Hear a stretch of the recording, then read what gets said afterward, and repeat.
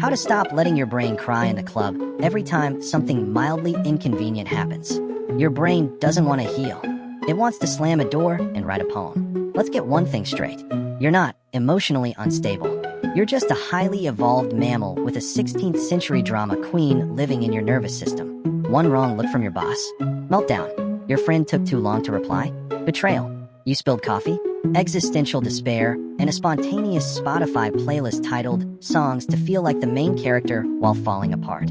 Here's the truth. Your emotions aren't bad. They're just loud, slippery, and sometimes on mushrooms. And unless you want to keep sobbing every time the Wi-Fi drops, you need to learn how to regulate them. Not suppress them, not deny them, regulate them. Like a chill zookeeper wrangling a howling zoo of psychological raccoons. So welcome to Skill 3, Emotional Regulation. A crash course in not freaking out like a Renaissance poet with mommy issues. Tip 1. Your nervous system isn't trying to ruin your life. It just thinks you're in a war zone. You feel anxious. You shake. You snap at people. Your heart races like it's trying to win a NASCAR sponsorship. So what do? You blame your personality. I'm just dramatic. I'm broken. I was born emotionally defective. Wrong. What's actually happening? Your nervous system thinks you're under attack. Except instead of a lion, it's just Karen from HR or a confusing text.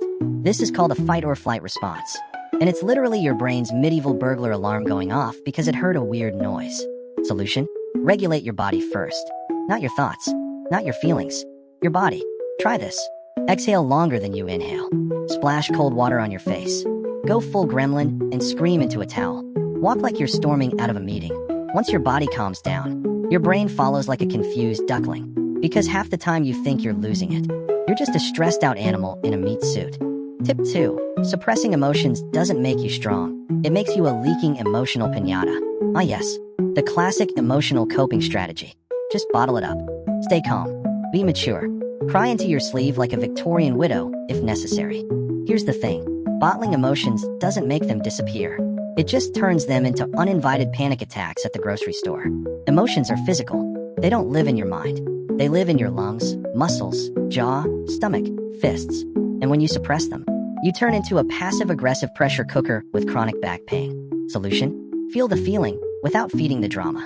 Try naming the emotion out loud like it's a weird little gremlin visiting you. Ah yes. Hello, irrational rage. Please have a seat. Don't break anything. The trick is to observe your feelings like their weather, not identity. Because once you realize, anxiety is just a thunderstorm in your chest, you stop building bunkers every time it rains. Tip 3. Emotional hangovers are real, and they will gaslight you for 48 hours straight. You ever wake up the day after a meltdown feeling like, why did I scream at the group chat? Why does everything still feel awful? Was that even a real problem, or just low blood sugar and vibes? Welcome to the emotional hangover. The part where your body has stopped crying, but your brain is still walking around like it just watched 12 seasons of emotional trauma in one night. Here's what's happening. Your nervous system got hit with a hormone tsunami, adrenaline, cortisol, shame glitter, and now your logic center is trying to swim through emotional molasses. You feel foggy, regretful, weirdly hungry. Your brain starts rewriting the event as either 100% your fault or 100% someone else's. No middle ground. So what do? Nothing. Seriously, don't trust anything your brain says for 24 to 48 hours after a major emotional event. Let it detox. Hydrate. Watch a stupid sitcom. Text your most emotionally stable friend, not your ex. Because that post-freakout version of you? She's a liar. A dramatic, dehydrated liar. Tip 4. Guilt is not empathy. It's just ego in a sad costume. Let's be honest. You don't feel guilty because you're such a good person. You feel guilty because your brain wants control. If I feel bad enough, maybe I can undo it. If I suffer too, that makes it fair. If I punish myself, maybe people won't leave. That's not empathy. That's just emotional blackmail, directed at yourself. Guilt, when used correctly, is a signal. Hey, that action hurt someone. Do better. But most people use it as a punishment system, where you sit in your shame cave doing nothing helpful, just marinating in regret until you feel cleansed. Guess what? That helps no one. You can't out-guilt your past. The only way forward is reparation, not self-flagellation. If you hurt someone, apologize, fix it, change behavior. If you just feel like you might have hurt someone, pause, breathe, ask, don't assume. Because guilt feels like morality. But sometimes it's just your inner control freak in a nun costume. Tip 5. Your inner child still thinks every disagreement equals abandonment. You're 32. You pay bills. You own furniture. But one mildly tense conversation, and suddenly your nervous system goes, "Oh no, they hate me. They're gonna leave. I'm 5 years old, and I forgot my lunchbox and nobody's picking me up." Here's the hard truth. Most emotional reactions in adulthood are just echoes of childhood wounds dressed in adult situations. Your boss criticizes you? It's not feedback. It's dad being disappointed again. Your friend needs space? It's not normal boundaries. It's mom giving you the silent treatment. Someone doesn't text back? It's not busy. It's rejection from kindergarten lunch table trauma. Until you recognize this pattern, you'll keep reacting to people now, as if they're ghosts from your past. How to stop it? Catch the voice. When something hits way harder than it should, ask, is this about now? Or is this about then? Talk to your inner child like they're a nervous raccoon. Hey bud, we're not 7. No one's leaving us at soccer practice. We're safe. Because sometimes emotional maturity isn't about controlling your feelings. It's about knowing which decade they're from. Tip 6. If you say, "I don't feel anything," you're probably drowning in everything. You ever meet those people who say, "I'm not emotional. I just think logically. I don't really feel stuff. I move on quickly." Yeah, okay, Spock. Here's what's actually happening.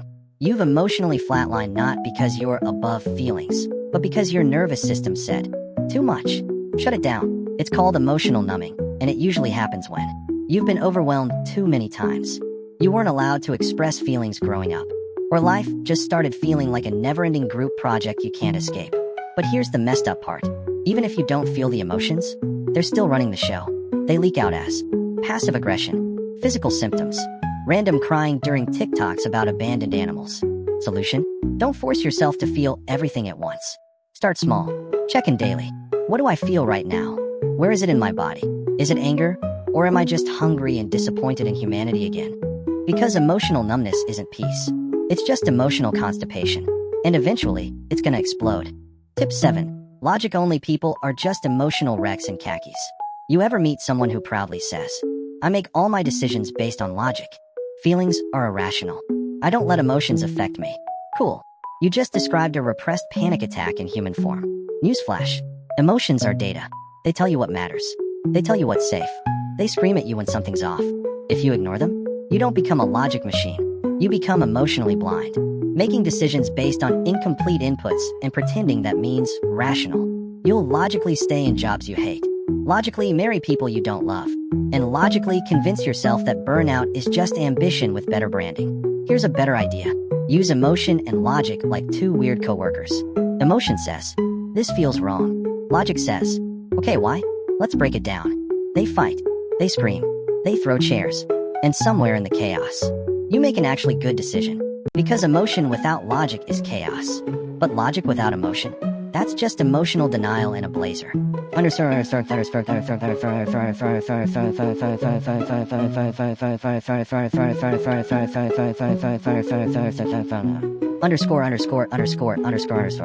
Tip 8. Your brain turns small feelings into disaster movies, and you keep buying popcorn. Let's say someone looks at you weird. Boom. Your brain fires up the projector. Clapperboard coming soon. They hate me. A 7-part saga of social doom. You feel a flicker of sadness? Suddenly it's, I'll always be alone. Nobody understands me. Even my plants are dying. Probably on purpose. Congrats.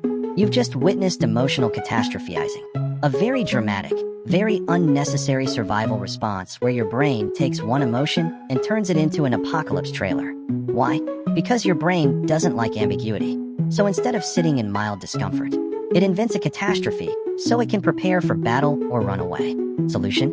Interrupt the movie. When your brain says, "This is terrible, everything's ruined," you say, "Cool story. What's the actual problem right now?" Bring it back to the present moment, not the imagined future, not the dramatized past. Because most of the time, you're not in danger. You're just a little sad and dehydrated. Still breathing? Barely? Perfect. Tip 9. The voice in your head that sounds like a disappointed parent? Yeah, that's not you. You mess up. Immediately, your brain goes, "Wow, that was dumb. You always do this. Can you just not be a failure for once?" Sound familiar? That's not you. That's your inner critic, aka your psychological roommate who never pays rent but loves yelling at you from the couch. Here's the plot twist. That voice isn't your real thoughts.